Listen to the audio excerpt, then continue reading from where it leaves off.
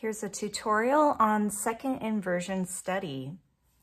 So previously, we had talked about the first inversion, so going from root to first, and the little challenges and exercises that we can apply from going root to first. So now incorporating the second inversion. So all together, we have root position C major, first inversion, third on the bottom of the chord, second inversion, fifth on the bottom of the chord.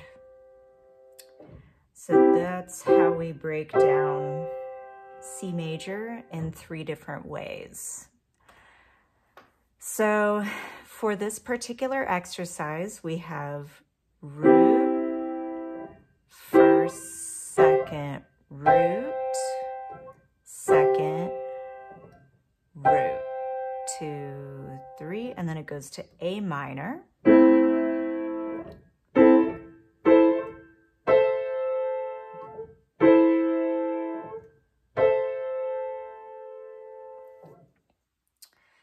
And the reasoning behind doing that, C major and then A minor, they're related keys. So A minor is the relative minor of C major. And also they're all white keys for the chords. Okay, so in order to get from this first inversion to second inversion, notice that the fingering changes. 1, 2, 5, 1, 3, 5.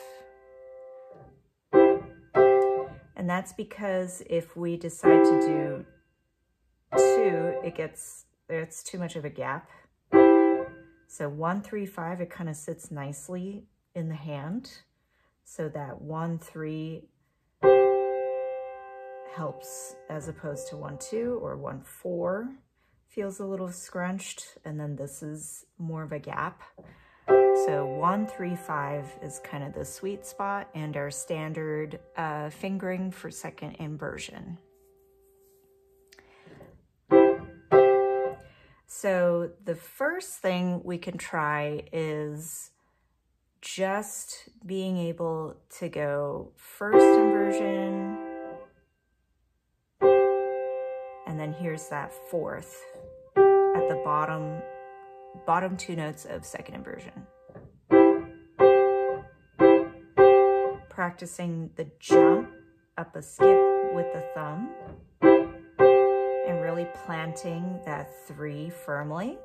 And then 5 is just kind of resting on that top of the chord that we will need.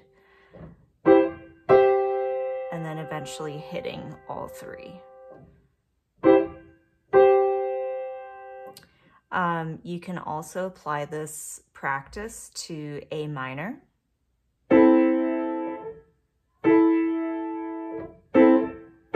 Here's the 4th, and then 5 is on the C top note. So being able to lock in those 2 notes in particular. And then eventually doing firmly planted on those notes. Okay, once we get the hang of that, then practicing that second inversion to root. So root, I think by this point, root position chords are pretty manageable and easier to place and find on the keyboard. So not too concerned with second to root position, but more so what I've seen with students in general, the first to the second is always really tricky in the beginning. But don't worry, with slow practice, it will eventually feel natural to you. Okay, moving on to the left hand.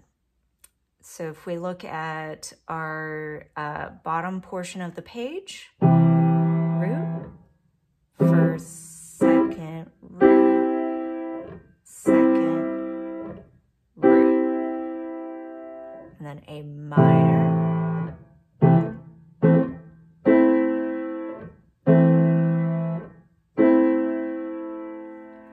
so it's basically the same study, just for the left hand. And notice that the fingering is also different, going from first to second. So it's basically the right hand first and second fingerings flipped or switched. So instead of 5-2-1, which you did here, it's doing 5-3-1. And then when you get to second inversion, this is 5-2-1, this is 1-3-5. So they kind of take turns with that fingering. So that in itself, when you do the hands together, can take some getting used to. So, okay, let's go back to first to second.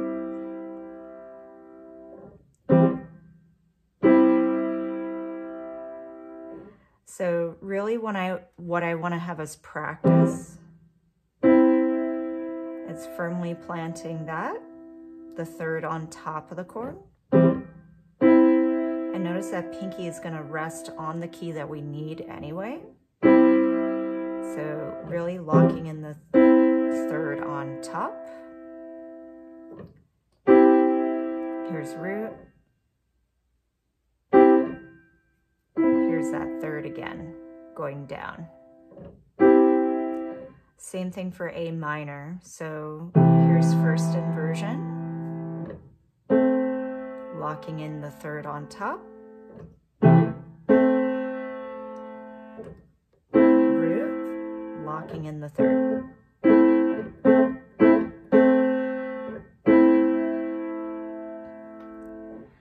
Okay, you could potentially add pedal if you wanted that pedal practice. Definitely don't need to.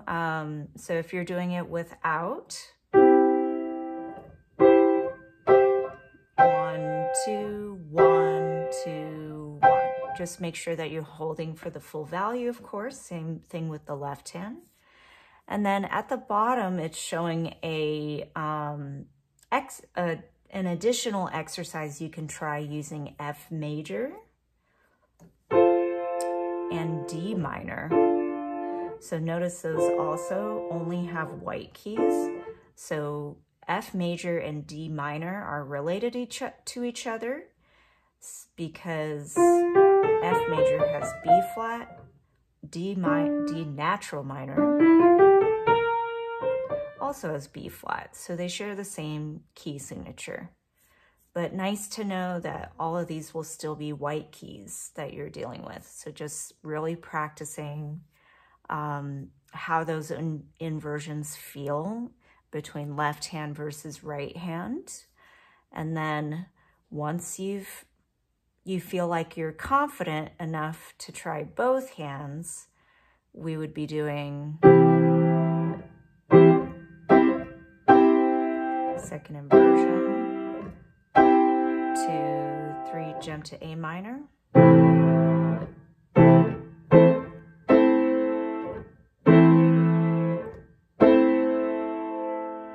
That's how it would go with the both hands. Another little exercise that I like to have students do, which is not on this page. So if we're just focusing on right hand, so going from root, first, second, root, just focusing on that, the ascending version. I like to also incorporate broken triads using the correct fingering. 1, 3, 5, first inversion, second inversion, root. Same thing goes for the left hand. 5, 3, 1, 5, 3, 1, 5, 2, 1, 5, 3, 1. Notice that I did not do this like separated. So it's, think of one long slur connecting.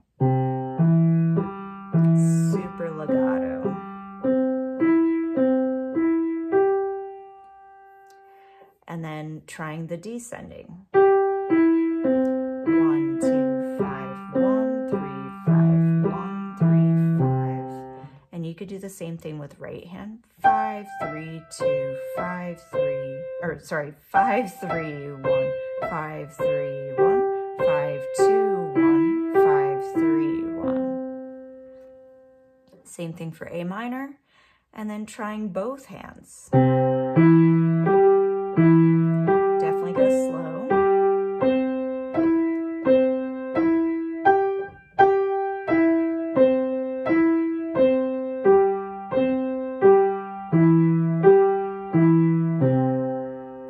Another option, instead of repeating the top note in order to go down, no repeat on that top note. So it'll be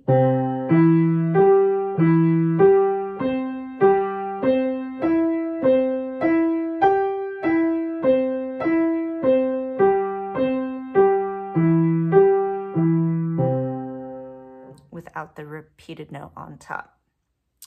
Hope that was helpful for you. I know inversions can be a little tricky and uncomfortable at first, but the key is to go very slowly, being mindful of your fingering between the hands. And yeah, just be patient, and I'm sure you will get it in no time. If you want some additional practice, you can also try this on other white key chords. So we have E minor, could be another one. You could do B diminished. You could do G major. So G major and E minor, those would be a good pair because they're related keys. So G major has F sharp. E minor, natural minor, also has F sharp. So you could add on that for extra practice.